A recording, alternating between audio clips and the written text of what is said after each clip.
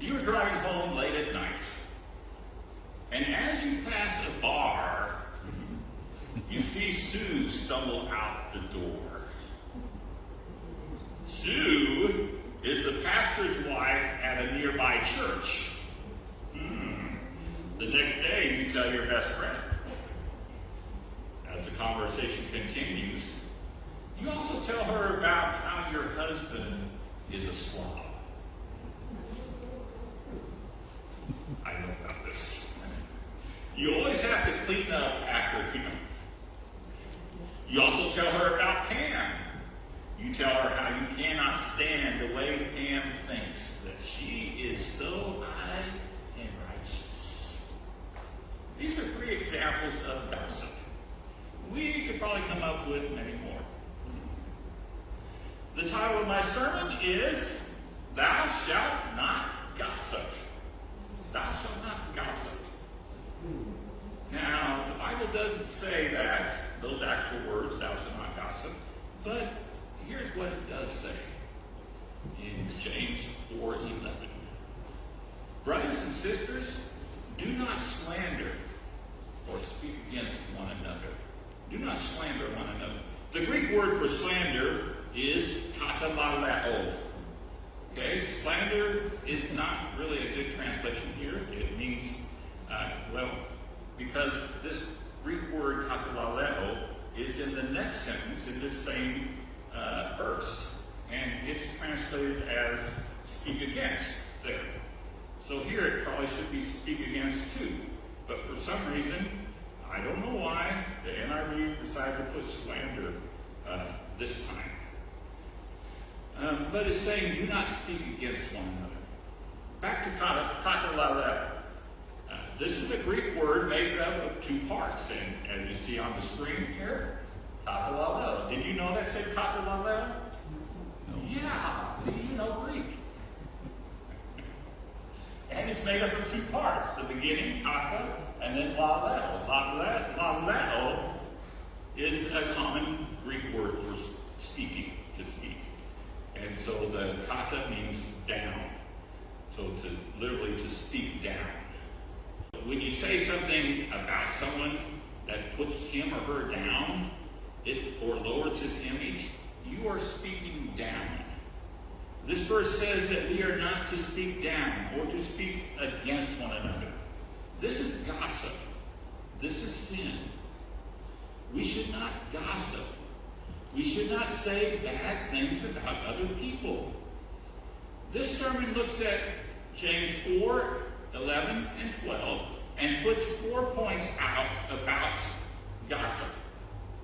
The first one is a gossiper speaks against the law and judges the law. Look at the second sentence in verse 11. Anyone who speaks against a brother or sister or judges them speaks against the law and judges it. Here's that Greek word again, katalaleo. Anyone who speaks against a brother or sister. That word down, kata, can also mean against. And so here they're saying speak against. And also what? Speak against the law, it says here. 2 times there that katalaleo is used, and it's actually used 3 times in this verse. The first one we saw earlier. So speaking down, speaking against somebody. Another element is added here, though, and that is judging. We should not say bad things about a brother, but we also should not judge him. He is ugly. That's saying something bad about someone, okay? He should have eaten the dessert first. Yeah, that's judging him. This is 2 things that gossip is, right? Saying bad things about other people and judging them. If we say bad things about someone or judge them, we say bad things about the law and judge it. That's what it says here. The law. We are talking about God's perfect law. The law that tells us to love our brothers and sisters. The law that says we should not say bad things about them. The law that says that we are fearfully and wonderfully made. When we gossip, we are saying that the law is bad. It shouldn't tell us not to gossip. Gossip is a good thing. Look, I'm doing it. The law is wrong to tell us to love. The law is wrong about that person. He is an exception. He isn't fearfully and wonderfully made. I'm just telling the truth about that person. Yeah. And the judge is and the law is lying. We actually don't say these things, right? But our actions do. Our gossip is putting the law down and judging the law. And that's what it says here. Do you know what else our gossip does? This is a bonus thing. It spreads bad. It explodes bad. How many times has someone told you gossip, and before you were told it, you thought nothing bad about that person? You may have even seen the same thing that gossiper talked about and thought nothing about it.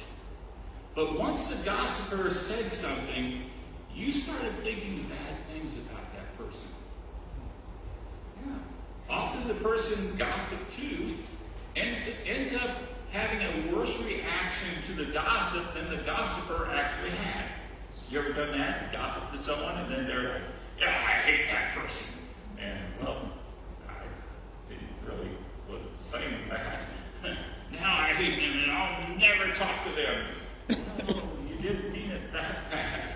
But that's what happens, right? As the gossip is shared more and more, and with more people, the reaction explodes. A little word becomes a huge offense. Gossip did that. Yeah, gossip did that. Gossip spreads bad and explodes it. That's your bonus. Okay. Number 2, a gossiper is a judge. A gossiper is a judge. Look at the 3rd sentence in this verse, verse 11. When you judge the law, you are not keeping it, but sitting in judgment on it. The NIV strays a little bit away from the Greek here with this sentence because the Greek actually says, if you judge the law, you are not a doer of the law, but a judge. So, a little bit different than that. Now, you are a judge. A gossiper is a judge. When we gossip, we set up a court. If we have a lot of people gossiping with us, then we are assembling a court with all these people as judges.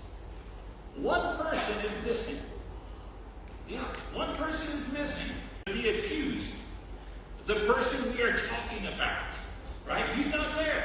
Our legal system does not allow this. And for good reason. Without the accused being there, we can make him out to be whatever we want him to be. All right? Sue was coming out of the bar, right? You always thought that she might have an alcohol problem. Then you add other people into the gossip, right? Her poor husband. They must be having marriage problems with all that drinking going on. And the entire church, that nearby church where her husband is pastoring, they probably know about it, right? And they're allowing it. I would never go to that church. You made up all this stuff based upon a false image. We can set up a false image of the accused and then try that image in our court. The image is not true, but who cares? We stand as a judge, and we judge that false image anyway. Then we spread this to other people. Yeah, that's what gossip does. The truth could be that Sue was actually witnessing to people in the bar. Right? That she doesn't drink. That she is against alcoholism. But that doesn't matter, does it? If Sue were there, she could tell us. She could set us straight. But we've left her out of that, haven't we? When we gossip, we set ourselves up as a judge. But we don't know everything. We don't know the whole story. why are we being a judge? Why? There is only one lawgiver and one judge. That's what the next point says, conveniently. Point number 3. There is only one lawgiver and one judge. James 4:12. There is only one lawgiver and judge, the one who is able to save and destroy. We who speak bad of the law by speaking bad of someone else, we who judge law by judging someone else, have we written any laws? Have we come up with a code of law to live by? Are we a judge? A real judge?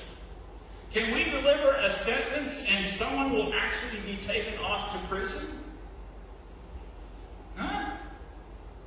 I don't think so. There is only one lawgiver. Here is his law. It's right here. There is only one judge. He sits on a throne in heaven. Angels stand at the ready to do whatever he tells them to do. When he delivers a sentence, people die. People's lives are ruined.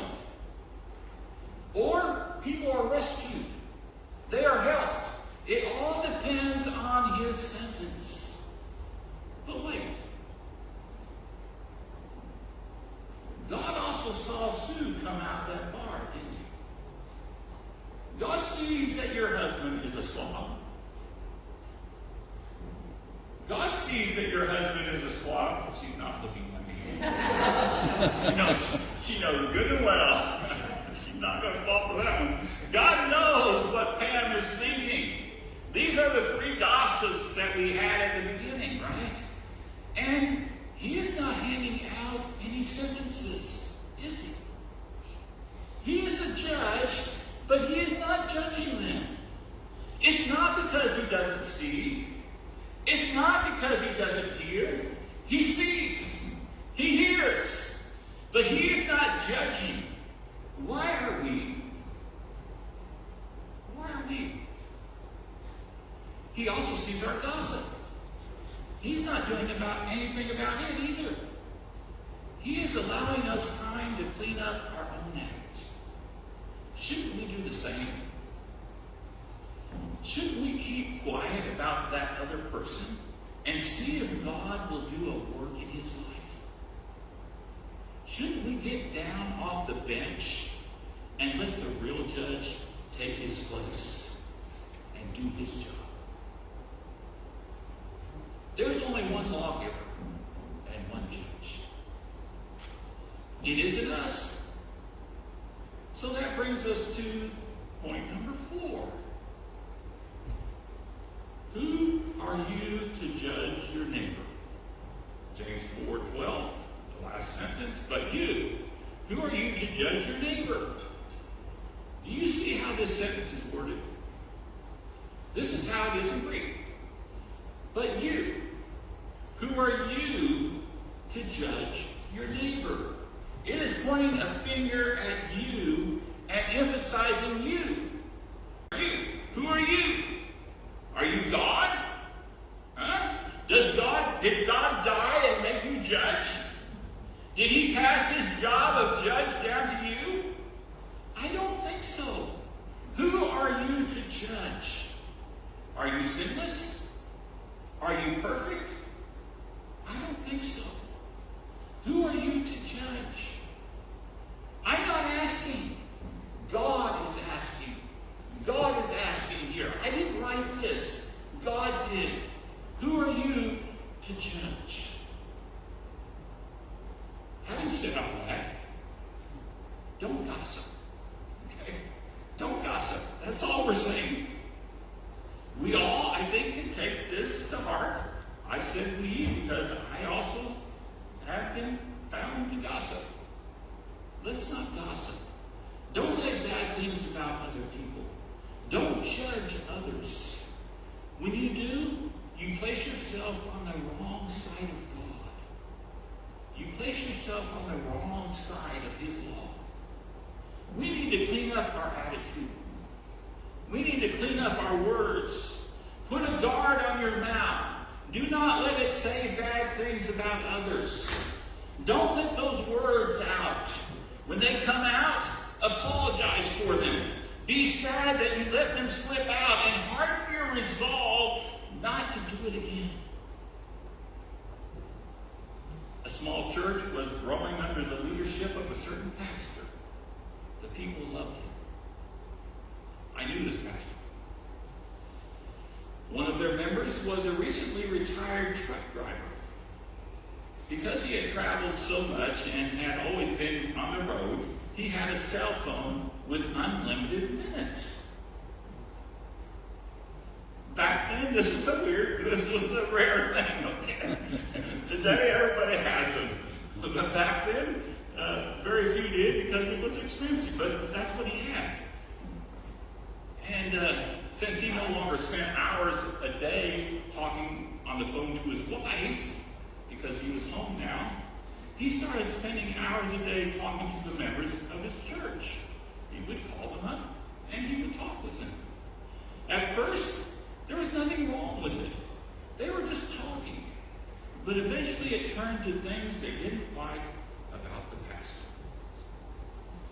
This group. Soon they were meeting each other at their cars after church and talking about the pastor while he closed up the church. And then they would leave before he came out. This was all innocent fun for them that they didn't think would hurt anyone. The pastor would never know what they were saying about him. Then one Wednesday evening, the husband of a woman in the gossip chain stormed out the church.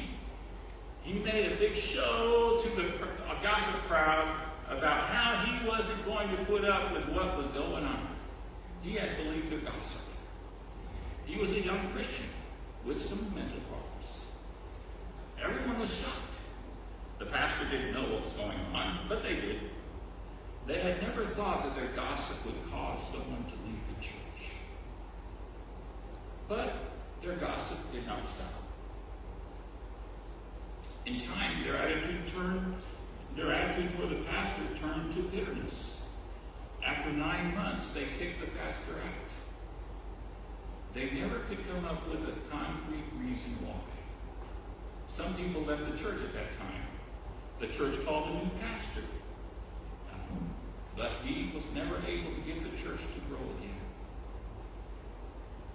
In preparation for this sermon, I tried to find out how that church is doing today. But I couldn't find anything. I talked to this certain pastor and he didn't know. They used to have a website and Facebook page, but they're not there anymore.